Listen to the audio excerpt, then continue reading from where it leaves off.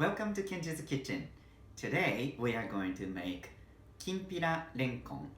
It is sautéed lotus root with soy sauce and really tasty yummy sauce. And it's really great. But what is Renkon lotus root? Have you ever seen this vegetable?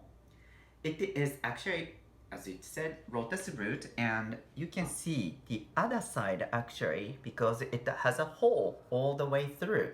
And this is a root section of the lotus, and it is usually under the water and in the mud. But it's wonderful vegetables, and it's really tasty too. And one of my grandmother's, my favorite grandmother's dish is Kinpira Renkon. And I'm going to show you how to make it. But the renkon, the lotus root, we can use many different dishes. And because you can see the other side, it's basically seeing the future, right? So it's kind of like considered as a good luck vegetable too. So we often use this renkon for celebration for the New Year's, etc. You can simmer it, you can stuff it, you can do many different ways. But today we are going to make Kinpira Renkon. Okay, so let's start. So this is about a pound. This is a little bit less than pound, but like the renkon. And many people peel the skin of the renkon and start cooking because the skin. But I like to use actually skin as well too. If I am making the let's say the really special dinner and serving to some special guest, I peel the skins. But for home cooking, I like to keep the skins because it has a really good nutrition. And also many people also after slicing, they keep the renkon in the water so that it will keep the light whiter color.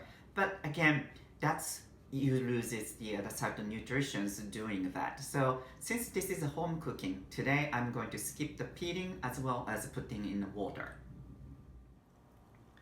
So first let's cut renkon. And you can cut many different ways, but I'm going to cut half first.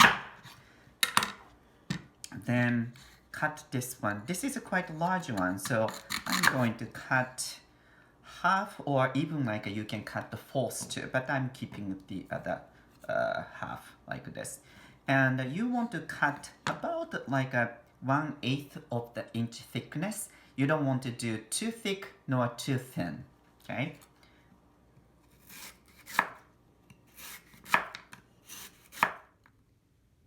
Alright, so let's start cooking.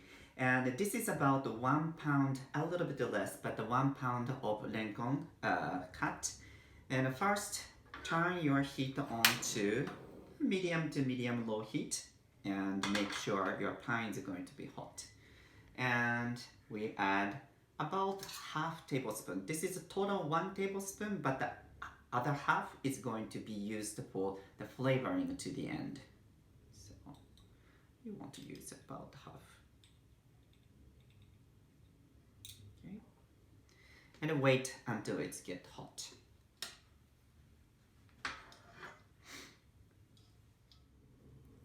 So oil is hot. So now I'm adding the renkon.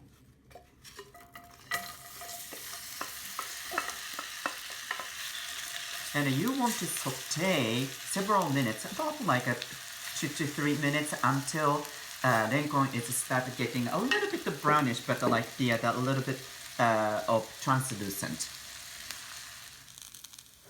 As you can see, you start seeing the little bit of brown and also the translucent. It's a time to add first 1 tablespoon of sugar.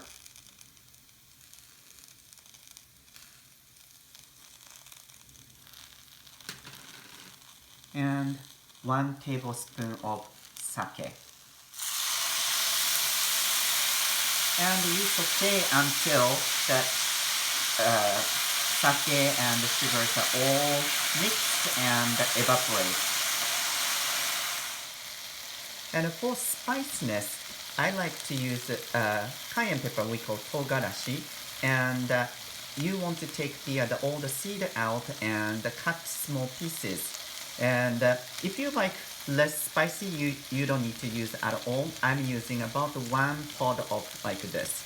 And if you add much later, it's going to be less spicy too. But I like a little bit of spice, so I'm going to put them on here.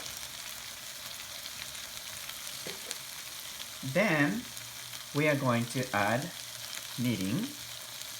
This is 1 tablespoon of mirin.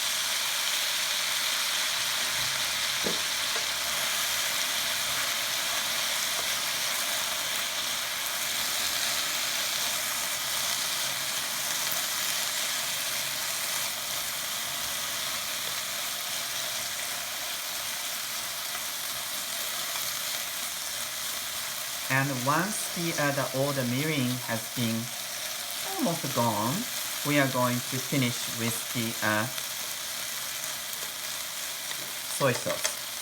So soy sauce you want to add around the edge of your frying pan because it gives like a more flavor to your dishes. So this is 2 tablespoons of soy sauce.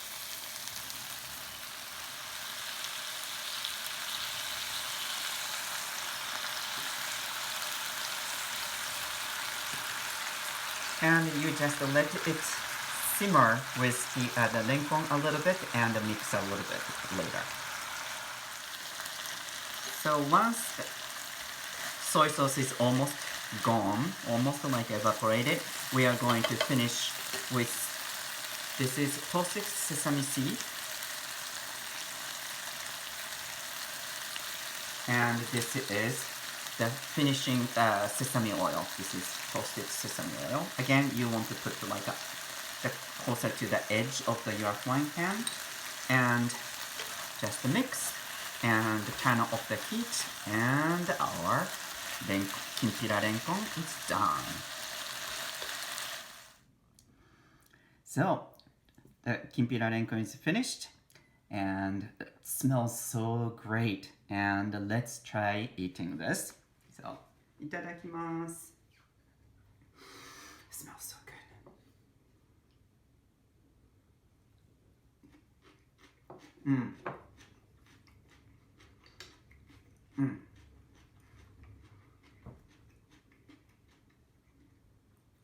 The best thing is the texture. It is so crunchy and really great. We call hagotae, hazawari, but it's wonderful and have like the soy sauce flavor and nutty goma abura, which is the sesame oil, as well as sweetness from the little bit of sugar. It's a wonderful, wonderful side dish. I really literally can eat so much rice with this side dish too. But I hope you enjoyed watching this Kinpira Renkon, and hope see you again soon, and happy cooking!